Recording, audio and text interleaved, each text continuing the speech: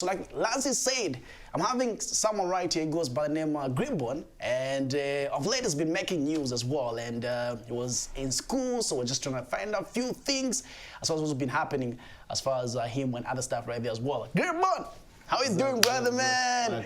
Yeah, great having you on the show, finally. We've been just communicating on WhatsApp. Yeah, that's true. Yeah, plus just checking out what's been happening right there as well. You were in school. Yeah. Let's start it from there. People are watching Red Bull now. Maybe they want to get it to find out what you were up to and where were you? I actually went to China to study business administration. In Zhejiang Science University, based in Hangzhou. Okay. So for how long was it? It was a 4-year course. 4 years. Yeah. So you are done. I'm done. Got the degree.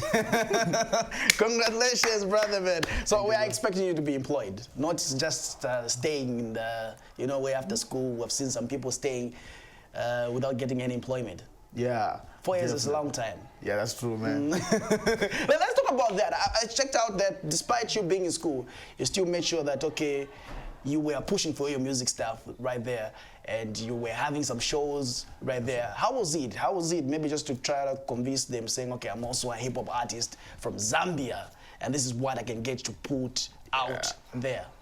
Well, it wasn't easy because, Zambians always know China as a place where fake things come from. You know?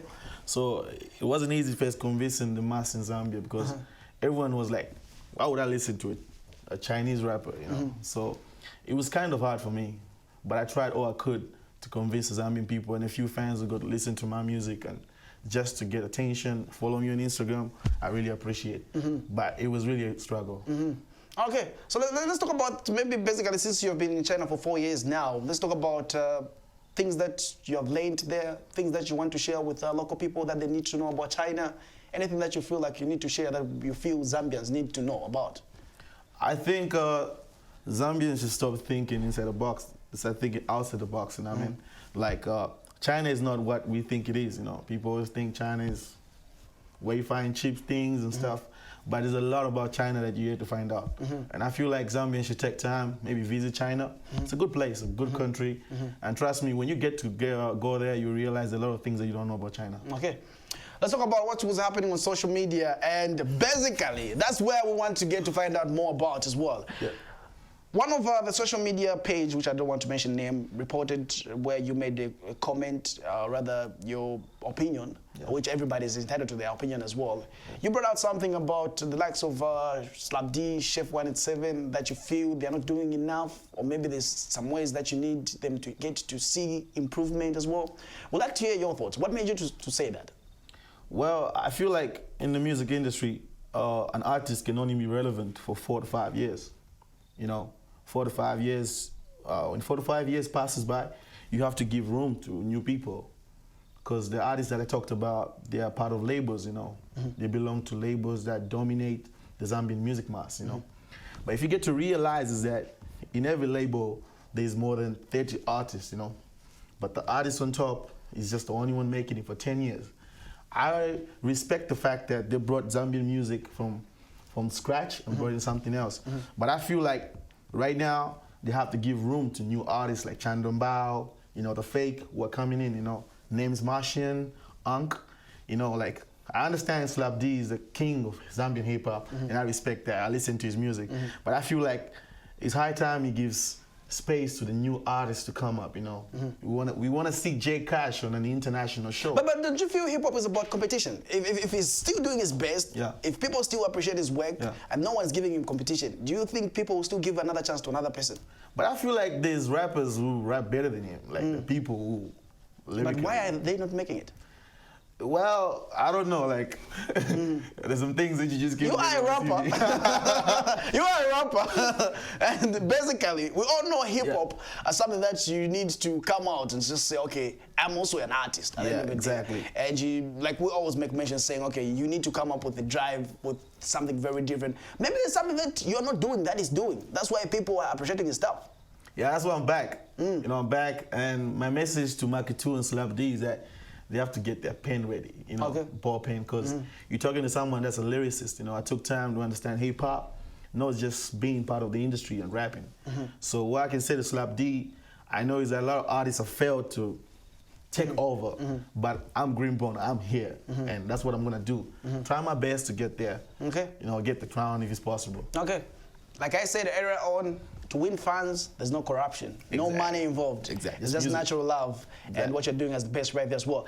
Let's talk about expectations that people need to look out for. Maybe they're watching it, they're seeing you for the very first time. What should they look out for? You are back, you're done with school, something that was maybe making you to concentrate the two things, which quite very hard to concentrate, school and also music. But now you have your free time to get to do your work. What should people look out for? Well, I'm gonna be the type of artist that's gonna bring the new wave, you know, type of music that you've never heard in Zambia before.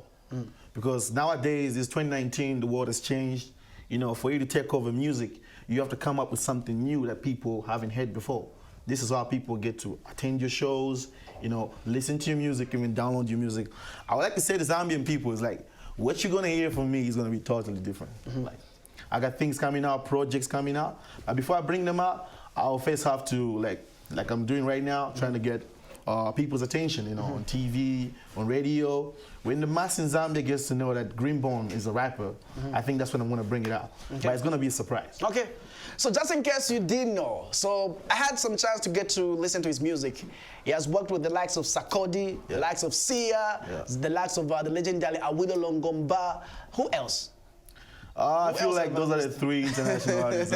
But before I get to let you go, how did you manage to make sure that, okay, we all know Sarkodie is one of the biggest artists that we have in Africa, and regarded as the fastest rapper. You managed to work with him.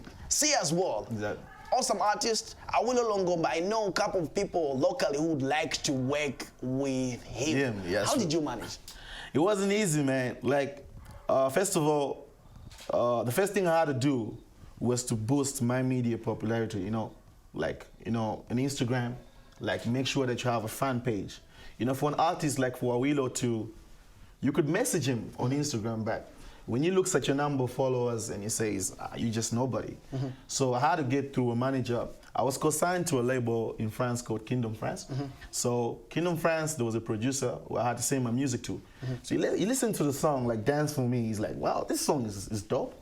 When Awilo comes to France for concerts, we're gonna do what we can to put him a verse. It took like 6 months just for him to put a verse, because he's a star. Anyways, I could not complain because I was just an upcoming artist, you know. I just had to wait and had to be patient. And likely the guy just sent me the project one day on WhatsApp. He's like, whoa. I'm like, whoa. Awilo's voice is on my song. I'm like, I went crazy. And for Sarkodie, it was through his producer. When Sarkodie did a song called Baby Ball, where he put, because Sarkodie right now wants to manage artists in Ghana. So he put Baby Ball. Then he came up with a competition on his page. His manager came up with a competition. The rappers are supposed to send freestyles. And if you get picked, right, you get a chance to feature in the song, and they'll send you the original sample. So I send him the stuff that I did in China, my freestyles. They're like, wow, this guy, we like this guy, he's fast, where you from? I'm like, I'm Zambian. They're like, whoa, we didn't expect that. The next thing, they sent me the project. I took it to the studio to a producer called Ankh, who is back in Zambia right now. And we did it, and we released it. We were able to post it on social media, just to post it. And for Sia, it was the same thing, the manager. Because sometimes, like the artists who just came in before say that sometimes getting to an artist is not easy, you know. They'll charge you, you know, when you're nobody. But when you get to the management, it's all about having good connection. But for Sia, I had to make sure, I had to make money talk, you know, just to pay something. Because if it means to sacrifice everything just to get someone like Sia to sing a chorus for you, it's something that can really uplift your career. Kind of favorite song, the one you did with Sia, Fly Away, Truth Be Told. It's where you express a whole lot of heartfelt, and it's one song that you need to look out for just in case I haven't gotten some chance to get to listen to it right there as well. Last remarks to people who are watching Grinborn now. Grinborn finally is back in Zambia. What do you have to tell people who are watching Grinborn now as your final last remarks? Well, what I would say to Zambian people is that just get ready. Get ready, you know. Just remember the name, Gribone, Grinborn. I'll be working with the likes of Cabo Velo, you know, media guys, you know, Kefed, the photographer. So just get ready. You don't know, something might drop, just a project from Norway. And you'll be hearing me on radio most of the time. And right now, what I would like to say is go to my page on Instagram if you want to know more about me, Grinborn, the microphone preacher. You can check me out on Google, Facebook. I'm always there. My phone is always 27 on. And trust me, when you text me on Instagram, I'm going to reply. I could even give you my number because I'm just an open person. We're just gonna talk. You know? Well, it's great having you, brother, man. Looking forward to more of you. Yeah. And truth be told, people need to look out for his songs right there. Sometimes you get to listen to it. Truth be told, he has some awesome work that he has done right there as well. And it's back in Zambia most of these fine days. When you drop anything new, come through and we'll get to have you right here as well on the lounge. Let's move on. So the brother, man, I don't know what happened though. So my colleague, I don't know. I was putting on Z-Man. Then he decides to go and say, okay, in an endochinja. But anyways, let's get to find out what Lancey on the other side. We go on a snip short break. On the other side, Professor Lance comes through live right here with KB. So there's My Diary Part 7. But I don't know why he has to change Wovala. But anyways, let's go straight to Lance on the other side right here on the lounge.